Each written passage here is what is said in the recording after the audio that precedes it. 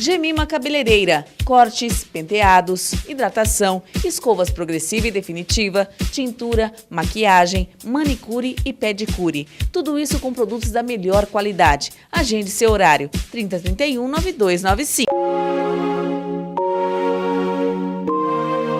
I wish I could get it right.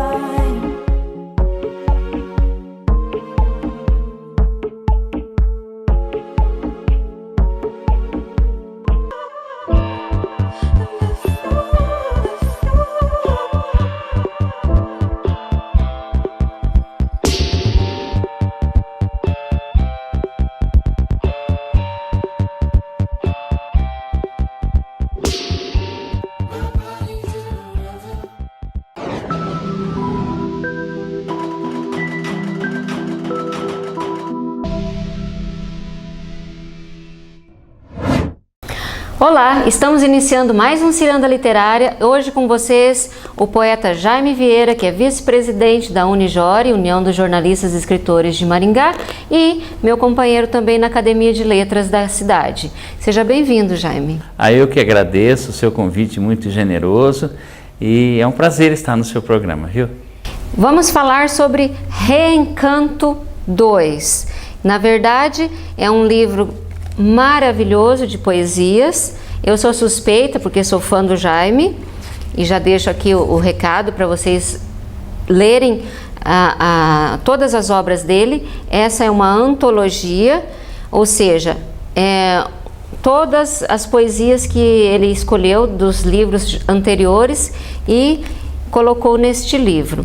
O que me chamou a atenção, Jaime, eu como professora de inglês, e esqueci de falar também, o Jaime é professor da mesma área, é sobre um dos prefácios que muito me chamou a atenção de ser de um PhD de Harvard. Você poderia explicar? Claro que tem inúmeros, mas esse me chamou a atenção justamente pela nossa área. Sim, trata-se do professor Leônidas Querubim Avelino, PhD em Literaturas Comparadas pela Universidade de Harvard, e foi ele que naturalmente me apresentou para o reitor com os meus poemas e assim surgiu o meu primeiro livro. A razão de eu me tornar um escritor foi pelo professor Leônidas, que foi meu professor aqui na UEM em 1972, 73, que ele era professor de literaturas. E como ele fez os prefácios para os meus livros anteriores, a gente escolheu um bom trechinho e ele teceu um comentário muito singelo para que eu pudesse abrir o Reencanto 2. Infelizmente eu não o conheci, porque eu também passei pelos corredores da UEM e ali nós deixamos muitas amizades. Esse é o problema de ser jovem, né? Bem, o que me chamou a atenção também são as inúmeras poesias, os trabalhos, mas aí lendo pela terceira vez, eu fiquei me perguntando qual é a veia artística do Jaime Vieira. Há alguém na família que já escreve, ou é nato? Como surgiu o poeta Jaime Vieira? Olha, primeiramente, Railda, isso aí surgiu porque quando eu tinha 5 anos, uma tia lia para eu ouvir, eu nem sabia ler, para ouvir os sonetos do J.G. de Araújo Jorge, porque ela recortava do jornal e montava um albinho, e eu ficava encantado com aquelas palavras, mesmo que não entendesse todas, mas ela foi me passando aquele ritmo que só o J.G. tem, e eu fiquei com isso, no pensamento, até que quando eu já sabia ler, eu ia escondido e lia lá, por minha conta. Talvez ele tenha sido uma fonte sincera, o carinho da minha tia comigo e também os poemas do J.G. de Araújo Jorge. E por favor, recomendo, porque também bebi dessa fonte. J.G. também, eu coloquei uma poesia no meu primeiro livro, Olhos Verdes, claro que ele fez para mim intencionalmente, porque não me conheceu, né? Mas de repente ele pensou em mim. Ousei e coloquei essa poesia. Sugiro que vocês procurem no YouTube e tem coisas fantásticas também com o nome dele, J.G. de Araújo Jorge. Um abraço para a família, se estiver assistindo. 2 discípulos aí apaixonados pela literatura dele. Deixou grandes poemas que J.G., eu digo, não é para qualquer um. porque é contemporâneo e poucos sabem do seu valor. Fico feliz de nós termos essa afinidade. Casualmente, porque a gente nunca comentou isso antes, né? Isso. E na nossa biblioteca da Academia de Letras, vale lembrar que temos uma coleção do JG. Está à disposição do público, né? A pessoa pode usar, ler, né? Levar para casa. Capa dura, fantástica a coleção. Deu até vontade de fazer um plágio. A professora que roubava livros. Ah, sim. Não a menina que roubava livros. Né? Então, uma outra coisa fascinante do teu livro, para nós que somos escritores, é uma carta fantástica da Helena Collodi, simplesmente dela, né? Da Humilde. Sim, ela envia essa carta para mim, me parabenizando por um prêmio internacional que eu ganhei com o poema Chave Maior. E ela ficou sabendo e chegou a conhecer o poema e ela elogia o meu trabalho. E até numa generosidade própria que é da professora e grande poeta Helena Collodi, que hoje é nome de algumas escolas no Paraná e digna de ter o respeito que ela sempre mereceu. E é uma honra você ter colocado a carta dela no livro, fascinante. Eu quis homenageá-la porque eu estive em Curitiba 2 vezes recebendo das mãos dela o prêmio Helena Collodi. E ela falou, por 2 vezes, aí começou a escrever para mim, eu respondia. Eu tinha uma coluna no jornal aqui, sempre publicava poemas dela. Eu tinha um programa de rádio, na Rádio Cultura, eu declamava os poemas dela. Então ficou assim uma amizade, uma troca de gentilezas, assim. E essa carta data de 1993 e vai ser lida no dia do meu lançamento aí pela nossa amiga. Né, se tudo correr bem, né, professora, ela é professora também, mas é lá da Academia de Letras, Eliana Palma, muito gentil, ela vai ler essa carta. Em seguida eu vou dizer o poema Chave Maior, para que todos saibam o porquê que gerou essa homenagem. É importante porque deixarmos falando com a própria voz sobre a sua biografia, para que outras pessoas saibam da essência, como hoje, como essa entrevista, esse bate-papo, na verdade. Alguns poemas também muito interessantes que me chamaram a atenção, outro nome em particular, sobre Paulo Leminski. Como foi o seu encontro com ele? Encontro literário, encontro ao vivo, como aconteceu? Assim, em 1986, a Secretaria de Cultura aqui de Maringá, sob acho que a direção da Marilyn, não sei, não me recordo, mas o Paulo foi convidado para vir fazer uma palestra aqui na biblioteca. E eu, como era presidente da União dos Escritores de Maringá, fui convidado a recepcionar e mostrar a cidade, a beleza da cidade. E fiquei falando, nós fomos lá para o Parque do Ingá e ficamos lá batendo papo, trocando ideias e tal. E a minha surpresa foi que ele encaminhou, escreveu um poema para mim. Né? Ele não escreveu poema para ninguém. Escreveu no muro? Não, ele passou por telefone. Um poema para mim, em 1986, acho que você era jovenzinha ainda, mas não veio ao caso. Aí foi quando eu respondi, ele escreveu para mim, máquinas líquidas para Jaime, e eu respondi, líquidas lâminas para Paulo. Então é um diálogo entre o Sul e o Norte que antecede a carta da Helena Collodi e depois o livro vai seguindo, aí começa o meu livro mesmo, aí é assim, só né? Esquentando os motores para iniciar o livro. Sim. Temos também algumas poesias que até eu gostaria de tomar a liberdade de dizer que eu considerei como cartas. Por quê? É da página 60, dá uma olhadinha lá. 60? Isso. Vamos ver lá, que diz lá. Isso. Lá, página 60. Isso. Então... Eu a considerei como se alguém estivesse recebendo-a. Aqui no meu consta, você deveria ficar? Isso, ela me parece uma carta. Ah, sei.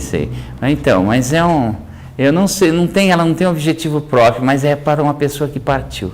Isso, achei linda. Ela é dramática, ela faz parte do meu segundo livro, Ecos e Gritos. Ela dá a impressão assim, quando nós lemos e dizemos assim, nossa, eu gostaria de ter escrito, né? Você gostaria que eu falasse esse poema? Esse é um pouco longo, depois eu quero que você leia um especial teu. Certo. A próxima carta é a 91. Dá uma olhadinha. Que você acha que imaginei que seria uma tem carta. Um cheiro de carta, né? Fale-me, o que você acha dela? Qual? 91. 91. Fale-me um tema? Isso. Sim. Olha, por curiosidade, o nosso companheiro, o Robert, que faz parte da academia, ele ganhou um concurso lá no Santo Inácio, quando ele era criança, estudava lá com esse poema, Fale-me um tema. Até ele queria falar no dia do meu lançamento, mas nós estávamos com a programação fechada. Falei, vai ficar para uma outra oportunidade, mas ele disse que sabe decorar até hoje. Então, e a próxima que eu considerei carta é a 114. 114. 114. Você procurando cartas por aqui. A tua ausência, né? É um poema lírico. Eu senti alguém recebendo-a. Do carteiro ainda, moda antiga. Sei. E abrindo. Esse aqui não é tão comprido. Vamos mandar bala. A tua ausência. Debruçado na janela da minha alma, olho o tempo se espalhando, esbatendo tintas azuis fortes no painel cinza do meu viver. Ilusões não me faltam. Acreditas então em mim quando busco no azul do céu um caminho que me leve a ti. Decepções também não me faltam, quando tento e não consigo definir o nada que fui para ti e o tudo que foste para mim. Forças também não me faltam, pois sei que preciso prosseguir, só não queria ser moldura para um quadro tão frio que é viver longe de ti, tendo como companheiros cinzas no cinzeiro, uma saudade tua e este vazio dentro de mim. Carta. É uma carta, acho que é. Eu nunca tinha visto assim. Né? Eu sou apaixonada por cartas. Me dá a impressão que o primeiro rascunho de uma poesia é uma carta. Nós conversamos isso, né? Dá a impressão, porque não sei como você funciona, mas eu escrevo... Eu não pensei como carta, mas é uma mensagem que, né, rompe as paredes da alma da gente e sai em forma de poemas para um mundo melhor, para que as pessoas também possam enviar para as suas pessoas amadas. E o bonito que ocorre conosco, vou falar em nome de nós, em nosso nome, é que você pergunta para a pessoa qual a sua poesia preferida. Nunca é aquela que você acha. Tem isso sim. Você tem a sua especial, mas as pessoas elas consideram outras. E aí você fala, mas o que ela viu naquela poesia? E algumas pessoas dizem, você escreveu para mim. Ou elas dizem assim, você anda descobrindo os meus segredos. Né? E eu falo, não, nem sei da sua vida. Não, mas você escreveu sabendo do que se trata. Então isso que é o bonito. É porque, o amor é uma característica para todo mundo, né? Tanto pobres, ricos, pessoas de outras cores, de outras raças, é um sentimento universal. Então, quando a gente mergulha a mão no poço das palavras e consegue colocar os adjetivos suficientes para criar um belo poema, e o leitor sabe usar isso como uma ferramenta para fazer uma conquista, para também se refrigerar a sua alma, a gente acha que o dever foi cumprido e fica até feliz. Ô Jaime, quando você se assumiu como poeta? Eu sou poeta, porque é um momento difícil. Olha, é difícil. Eu creio que foi quando eu abriu a Folha de São Paulo e vi uma reportagem minha lá. Eu falei, acho que então eu virei poeta para a Folha de São Paulo, elogiar o meu primeiro livro. Eu aqui de Maringá, um insignificante, né, recém-formado pela UEM, então eu falei, poxa vida, então eu estou virando escritor. Aí comecei a escrever, e hoje eu estou no 7º livro, embora tenha ficado 15 anos recluso, mas pensando para renascer e escrever assim as coisas mais bem pensadas. E essa reclusão sua foi falta de inspiração? Não, é porque eu não publiquei, apenas continuei escrevendo e guardando os poemas para um momento mais certo.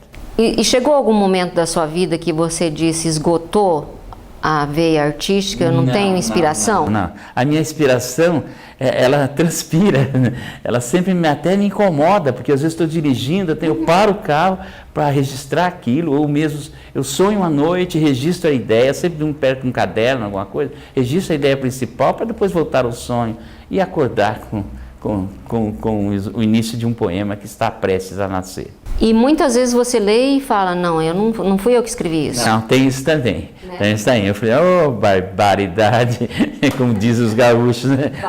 Bate. Eu falei, mas é o processo da criação, né?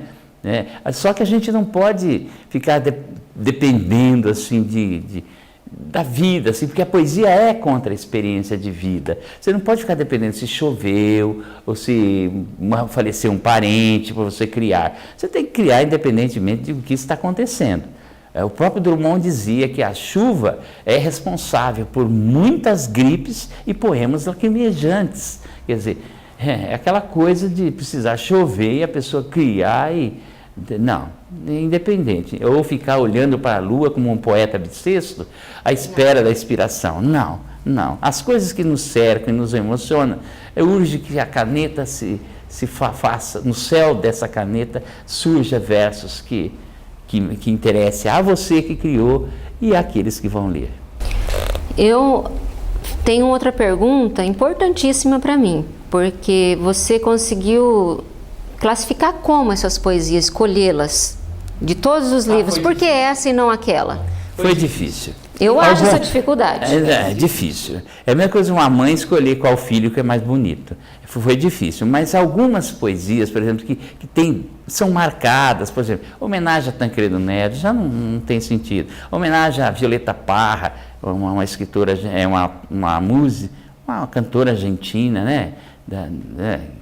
Essas coisas assim, a guerra que houve entre a Argentina e a Inglaterra, são coisas que já passaram, não tem como você ficar ressuscitando. Então o livro não tem nada marcado, então que haja uma estagnação ou lembrar fatos que já não tem mais sentido mesmo, que deverão continuar adormecidos dentro do livro lá. E agora, isso aqui eu reencantei, eu os acordei, esses poemas, porque eles são temas recentes, né? Sim, não mudam. Porque se fosse ver, na verdade, é que você pedisse para um fã fazer a antologia. Ele ia colocar o que ele gosta. Sim.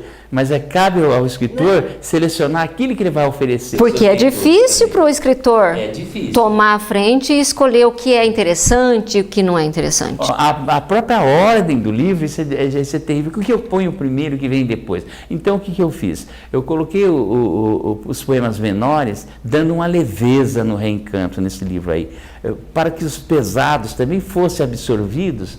E essas pessoas não têm uma hora para ler um poema longo, então ela lê os pequenos, depois ela volta para ler os longos e tal. São uns poemas dramáticos que ganharam 36 prêmios literários no total.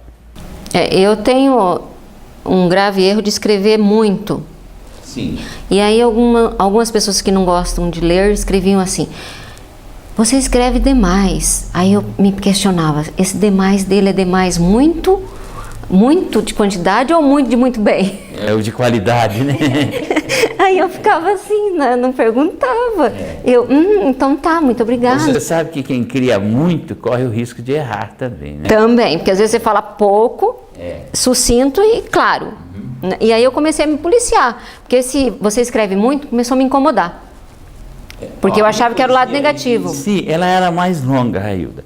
Mas quando eu conheci o Paulo Leminski, eu aprendi com ele que quanto menos eu escrever e mais disser, mais a poesia se aproxima como um objeto de arte. É uma coisa que fica fácil para o tempo disponível para as pessoas para lerem poesias, né, nesse mundo embrutecido. Então agora se a poesia é longa, ela começa a ler e fala, depois eu leio o resto. Agora se é uma pequenininha, aí a vítima inocente nem sangra, o poema já toma conta do seu, né, já faz o crime necessário, né? Então a lâmina fina já corta a vítima. Então apenas ela tem a chance de ignorar ou não. Vou deixar para lá, mas está ali feito a ideia, como uma pequena, sem perder o lirismo nem a sensibilidade, mas condensada e deixar o poema do tamanho do tempo que as pessoas têm para ler poesias. Isso. E quando a pessoa ama literatura e poesia, o pequeno também fica faltando. Isso. Então não tem como você agradar Por isso que eu ambos. esqueci, assim. Isso, a onda, na onda. Como se fosse assim, um marca-pé. Como é aquele que a gente faz do coração lá? Sim. aquele, E de coração você entende, né? É, de que eu entendo. Daí quando a gente faz assim, como é que chama aquilo lá? A gente coloca assim, vai medindo, eletrocardiograma, que ele sobe e desce, sobe e desce. Então são poemas pequenos, baixos, pequenininhos, altos e tal. Aí quando vê, está pronto o eletro e você sai feliz que não tem nada. Ou tem... Nós falamos de alguns nomes importantes e eu não posso deixar de citar John Lennon na sua vida. Não é? Eu não disse isso para você, mas eu vou dizer. Eu fui aprender inglês porque eu queria entender o que o John Lennon cantava. Principalmente os Beatles, aquele lirismo que eles espalhavam no ar, né? Principalmente o Lennon, que era, né, o chefe dos Beatles, né? Era o que conduziu todo esse sucesso que os Beatles tinham. Pela inteligência dele, porque ele fazia letra e fazia música também. Né? Embora partilhasse com o Paul McCartney, mas Lennon e McCartney, mas ali era combinado. Nós vamos criar, quem criou, nós assinamos assim, e assim foi. E com o Lennon, as músicas dele, dos Beatles, eu não me satisfazia só a melodia, eu queria entender o que eles cantavam. Aí eu comprei um livrinho, uma revistinha com todas as canções dos Beatles e por minha conta comecei a traduzir. Até que um dia, isso eu estava na 8ª série, muitos anos atrás, a professora se surpreendeu quando ela me viu eu já pronunciando as primeiras frases em inglês por uma conversa assim rápida na sala de aula. Aí isso aí, para polir o inglês depois de virar professor, foi um pulinho. Nós temos outra afinidade então, porque eu iniciei também graças a uma música e um filme e queria saber realmente o que dizia a música. Sei. E fui procurar, com 12 anos eu iniciei o meu curso e nunca mais parei. E não há, o inglês é infinito e é maravilhoso porque eu digo para os alunos, você bebe da água limpa. Você não precisa de tradutores ou ficar na dúvida se está bem interpretado ou não, porque na verdade a tradução tem que existir a interpretação. Inclusive falando em tradução, Paulo Leminski foi o único brasileiro convidado a traduzir Lennon para o Brasil, John Lennon, com o livro Um Atrapalho no Trabalho, um livro denso, grosso assim, do John Lennon. Porque você não é só traduzir igual a internet traduz, não é assim. Você tem que ter a sensibilidade de um poeta para traduzir um outro, né? Então a poesia precisa, não é só conhecimento linguístico, precisa também um conhecimento literário para poder ser feito esse trabalho. Mas voltando lá o lirismo do Lennon é o que me contagiou, sabe? Essa coisa aí. E aí quando eu percebi, eu já sabia um pouco de inglês, acabei virando professor de inglês e dizia para os meus alunos, vocês aprendam porque o inglês aquela época era chique falar isso, o inglês é a primeira língua falada na Lua, né? Valorize, né? Por que eu vou estudar inglês, professor? Aí, se tivesse estudado, né, estaria numa condição bem melhor, né? Hoje sem saber uma outra língua fica até difícil no campo de trabalho, né, e tudo. Né? E como atualmente eu trabalho com curso VIP de inglês, eu tenho recebido alguns alunos seus. E aí quando eu cito que nós estamos juntos, eles dizem, mas o Jaime Vieira me ensinou a gostar de poesia, porque nós decorávamos as poesias, apresentávamos, então você não foi só professor de inglês. No meu caso, a mesma coisa, eu também sempre procurei introduzir nomes de escritores ingleses, porque eles já sabem da nossa língua. E realmente nós somos instrumento. Olha, então, Ailda, mas eu também dava aula de português, de língua portuguesa e até literatura para o 2º grau. Mas, mediante o fato desse carinho com a poesia, eu promovia no meu colégio recitais todo ano. E com isso levou esse colégio, que é o Colégio Unidade Polo, a me homenagear, colocando lá um auditório, com ar-condicionado e tal. Então você entra lá, está escrito lá, Auditório, professor e poeta Jaime Vieira.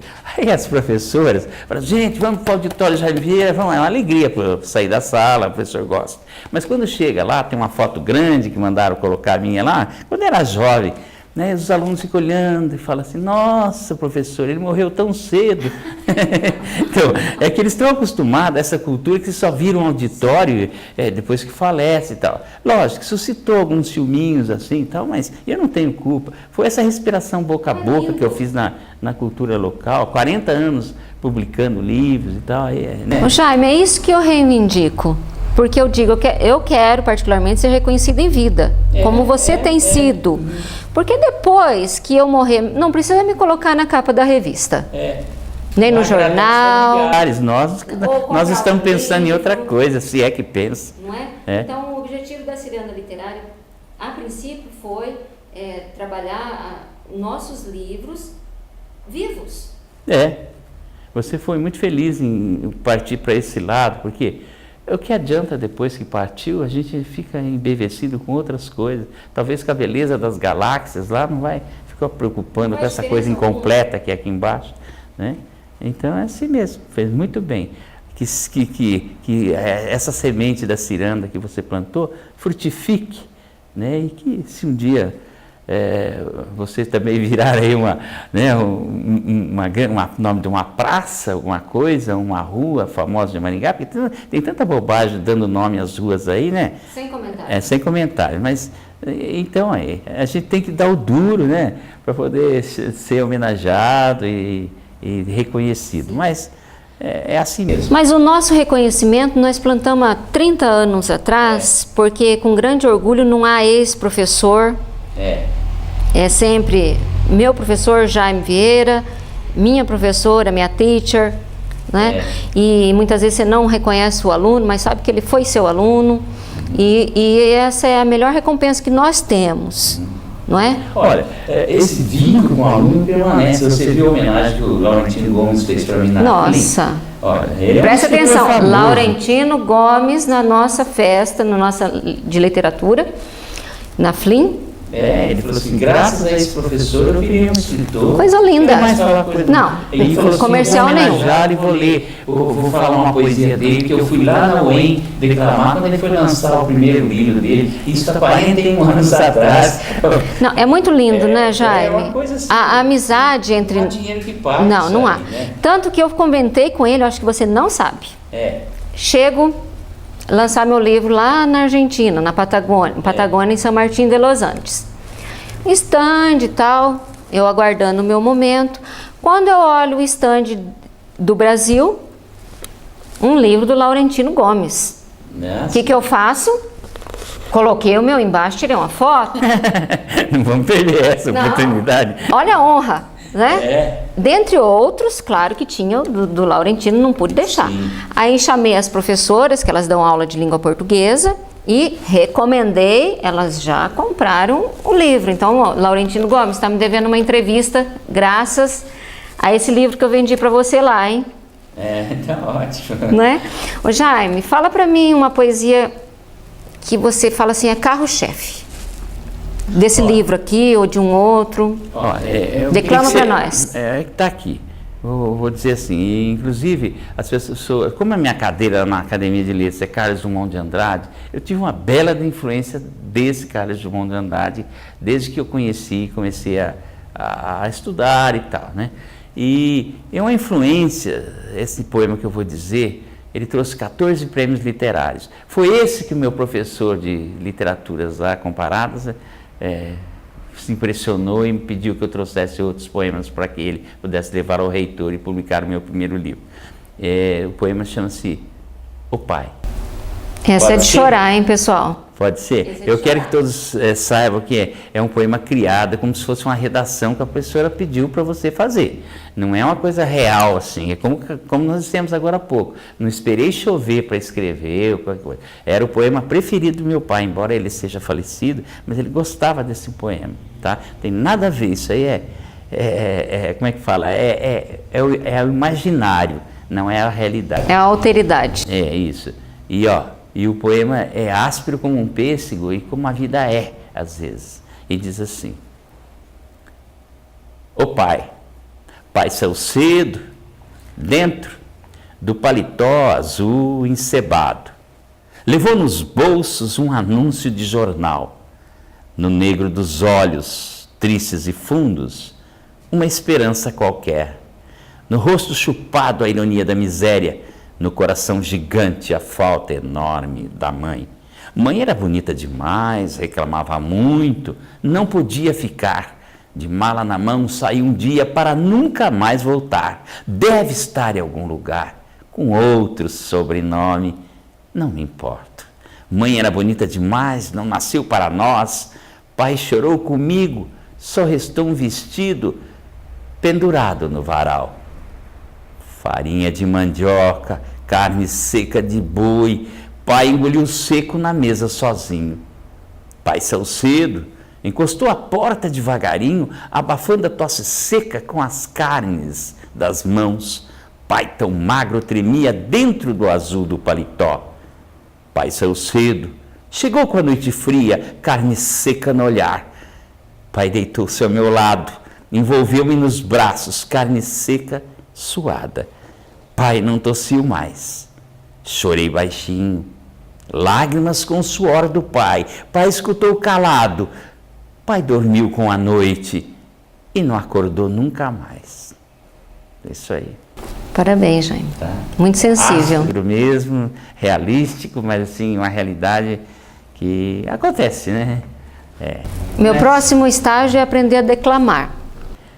Acho que isso aí é uma coisa que... Eu tenho feito oficinas de poesias aí pela cidade, estive em vários colégios aí, eu passo como que a gente deve se fazer, mais ou menos, para que possa se passar o poema declamado com uma certa intensidade de emoção, sem precisar ficar voltando para trás e sem perder a elegância, porque eu não vejo nada. Você tem a técnica do teatro, né? Você olha assim, e não, né? Tem uma linha imaginária, e ali, aí diz assim, nossa, ele declamou para mim, ele estava olhando em mim, mas não, eu não estou vendo nada. É técnica isso aí, né? Mas é assim mesmo.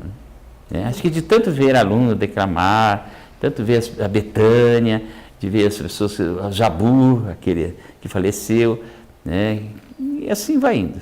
Jaime, esse para mim é um dos momentos mais importantes do programa, que é a troca de presentes. Certo. E Deus é tão maravilhoso que eu tive a honra de entrevistar a Solange Leninski, um abraço para ela, que conquistou nosso coração aqui em Maringá.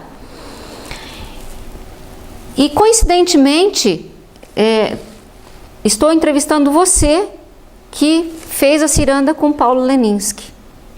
Então, com muita honra, entrego o presente da Solange para você. Aí, Solange, está entregue para o grande poeta Jaime Vieira. E na próxima semana, eu vou entregar o seu para o próximo entrevistado. Uma troca muito, muito legal. Você já tenho visto a Solange aí, né? Parece que a mãe dela mora em Maringá, né? Uma honra para nós. Então, esse nome Leninski é muito forte, não é? Mas já que o Paulo agora está, né, em outra dimensão, corteje as estrelas, a poesia derramada no colo do Leninski alcançou as estrelas. Sim. Então, agora nos sobra aí a lembrar esse nome e a Solange lembra muito bem aqui, ó, né? Fica muito bom. E o meu próximo entrevistado vai ganhar o seu livro, Jaime. Olha, e com prazer eu passo as suas mãos para que você entregue a ele e fico contente porque haverá uma troca, ele vai passar o dele para mim também. Isso, e vamos fazer uma ciranda. Vamos fazer uma ciranda. Isso. Eu gostaria de dizer que esse livro já se encontra nas livrarias de Maringá, as livrarias Curitiba, a livraria JK, na banca do Robson ali, no sebo, ali em frente também do Correio, essa própria banca fica em frente do Correio, e na banca do Tajima, e alguns outros lugares, na revistaria da Paranaguá também. Bastante lugar, já. Bastante, sabe por quê? Porque as pessoas vendo a possibilidade de adquirir o livro antecipadamente, antes do lançamento, fica bem melhor. E sem contar que vai ter o Facebook, vai ter o seu telefone e tudo mais. Essa ajuda, essa força que você me deu, me convidando para essa entrevista que eu achei, até acho que falei muito, mas achei muito, muito interessante, muito singela, tocando assim, que me levou, me transportou para muitos anos atrás. Vi o professor Leônidas no meu pensamento, vi o Leminski, vi a Helena Collodi, John Lennon, todos aqui, JG. Então, falamos de gente muito boa. O nome de todos, né? Eu me sinto lisonjeada. Isso que você faz, nessa ciranda aí. Me sinto muito feliz com a sua presença e eu não posso deixar de dizer para você, Jaime, obrigada por existir. Eu que digo assim para você, querida. Continue assim, brilhando. Tá? Ok? Estamos terminando o nosso programa e até a próxima, se Deus quiser.